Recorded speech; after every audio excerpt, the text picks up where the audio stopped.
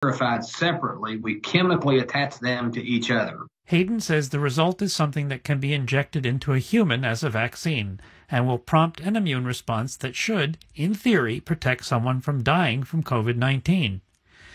The irony that tobacco, a plant that has caused so much illness and death, might be used to save lives in a pandemic isn't lost on Jim Figler. He's Executive Vice President for Research and Development for R.J. Reynolds Tobacco, the company that owns Kentucky Bioprocessing. Yes, there's obvious irony there, Joe. If you wanted to be cynical about it, you could think cynically about it. But we tend to think of it as, look, at the end of the day, the tobacco plant in and of itself is still just a plant. Kentucky Bioprocessing's COVID-19 vaccine won't be ready for initial testing in humans for several weeks yet.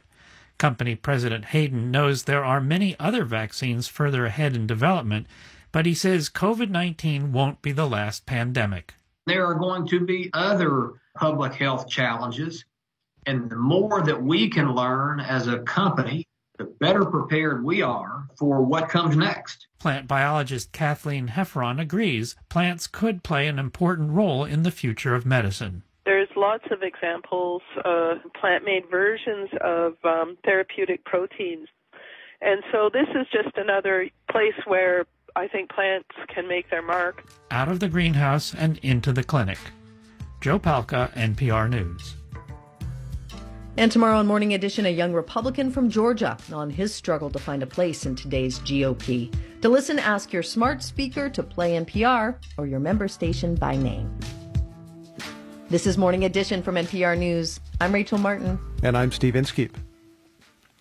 The Marketplace Morning Report is coming up next here on WNYC. And then in 10 minutes at 9 o'clock, it's the BBC News Hour on 93.9 FM.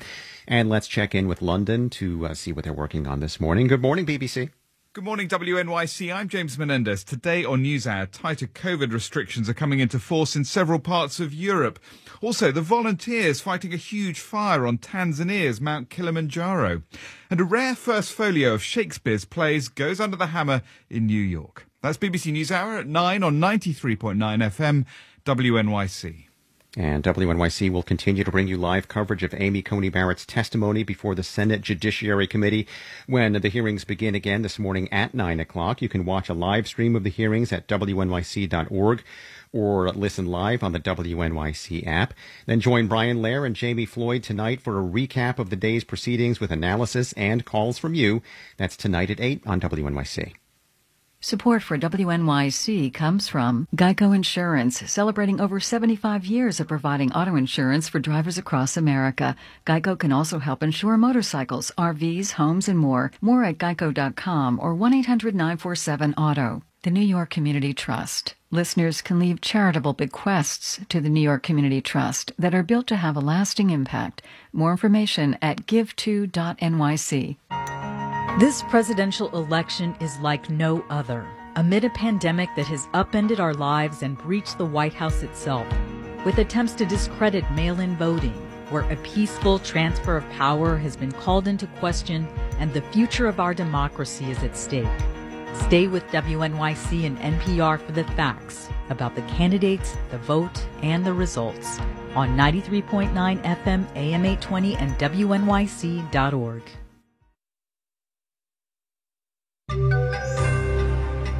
Are November doorbuster sales such a good idea during a pandemic? Marketplace Morning Report is supported by the Candida Fund, working to advance individual dignity and sustainable communities through investments in transformative leaders and ideas. Learn more at KENDEDAfund.org. I'm David Brancaccio. There's news Walmart is spreading out its Black Friday deals across 3 days in early, mid, and late November. And during this pandemic, it's putting limits on how many people are allowed in the stores. The CDC recently put out a list of low, medium, and high-risk activities for the holidays. On that high-risk list, shopping in crowded stores on Thanksgiving or the day after. Major retailers like Target, Walmart, Kohl's, and Best Buy will be closed on Thanksgiving this year. But what's Black Friday going to look like? Marketplace's Marielle Segarra reports. Black Friday is a family tradition for Cassie Lawrence. She used to go in high school with her parents. They'd show up at 4 a.m., bust down some doors, score some deals. The rush of everything was really fun. You know, it's kind of a free-for-all where You look at something, you see it's a good deal, you see it's in your size. There's no time to try anything on. You just throw it in your basket and go. Not this year, though. Lawrence doesn't want to risk getting COVID, especially because she's pregnant, due just before Thanksgiving.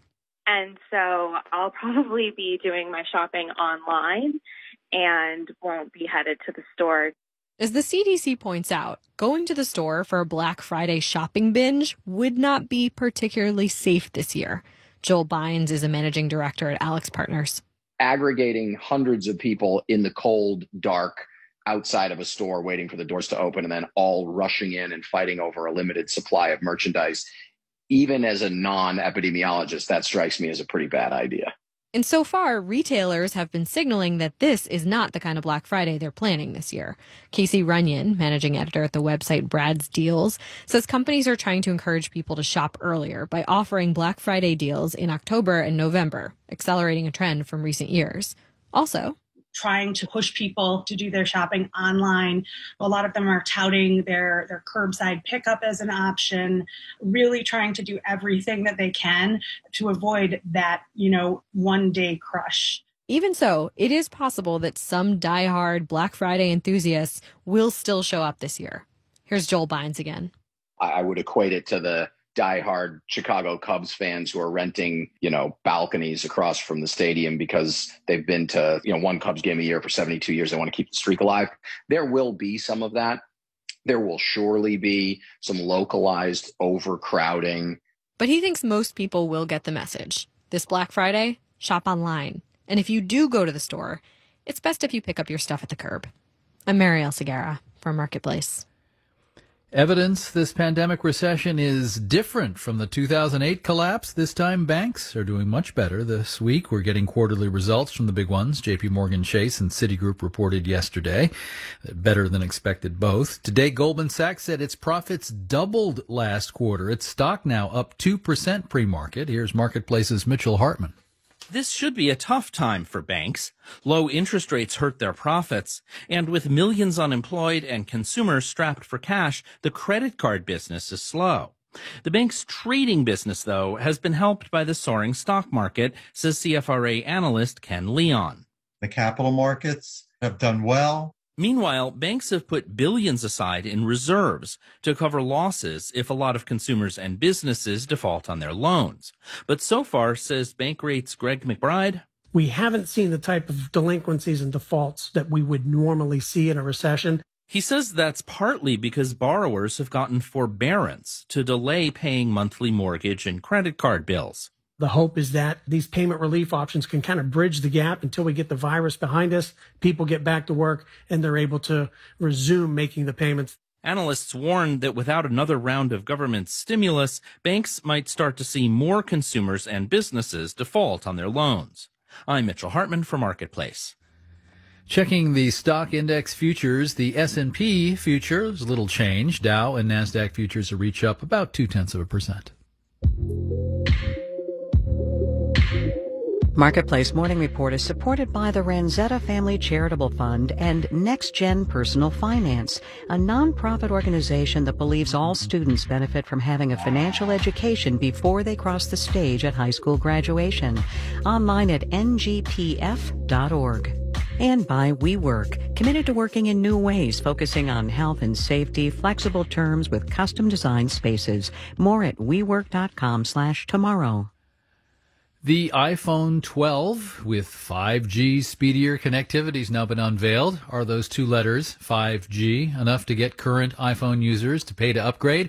See, not all 5G is created equal, which could lead to some new iPhone 12 disappointments. Marketplace's Nova Safo is here. What's with the 5G? Well, right, David, there is 5G and then there's 5G. The fastest of these new networks are called millimeter wave 5G. They're just not fully there yet. The networks are still being built. Carriers are forecast to spend $275 billion building those networks. And while Apple pointed out that its new iPhones are compatible with millimeter wave 5G, at least in the US, few people will have access to these fastest of the fast networks right now, where you can quickly download a movie, things like that. A truly nationwide, fully 5G network is probably a few years away, and some rural areas might still not have it even then. Well, given that, why is everybody losing their minds over Apple 5G? Well, for one, it could mean selling a lot more iPhones, right? Akin to the iPhone 6. Remember the iPhone 6 when Apple boosted the screen size? Well, a lot of people upgraded back then. Apple sold more than 10 million units in the first 3 days after launch back then. So perhaps 5G now can also have a significant enough change to prompt people to upgrade. The other thing is that it could boost the idea of 5G for customers. People haven't been adopting it as quickly as expected. So no secret that we already have 5G phones out there. Samsung has them. But Apple, for better or worse, tends to set the standard for broader adoption. So we'll have to see if that will be the case again now.